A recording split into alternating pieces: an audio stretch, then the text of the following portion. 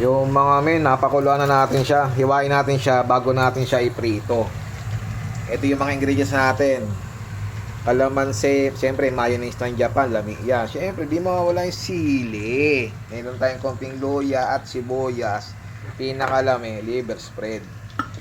Game. Patience lang, patience lang. Marami pa tayo iprito. Meron na. Pinakalami. Oh. And this is for Luan. And for more Tingnan natin kung masarap. Thank you Lord. Dadaki mas kaya kain. Oh. Game. Paprito na natin lahat. Nahiwa na rin natin. Lagay na natin yung sibuyas. Saralami. Tapos, syempre, hindi mawawala yung sili. Malami yan, mga no? Syempre, tapos, yung luya. Tapos, lagyan natin ng liver spread. Liver spread, baka naman.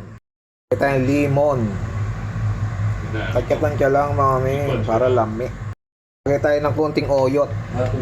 Silver swan, baka naman. Konti lang. Tayong kosyo, paminta ng Japan mga men. Siyempre, black pepper.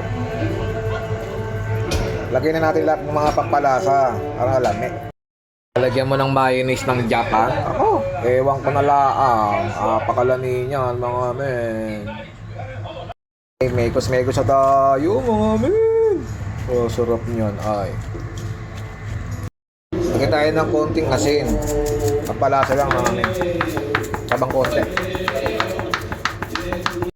Sa tingin nyo, pulutan o ulam? Ano kaya? Tikman na natin yan. Kalami. Dahil sili. Yo mga men, the moment of truth. Thank you Lord. Dadakimasu. Kain tayo, kain. Tingnan nyo yung sisig ko mga men. Oh. Mamula-mula sa sili. Oh, kain. Na perfect bite.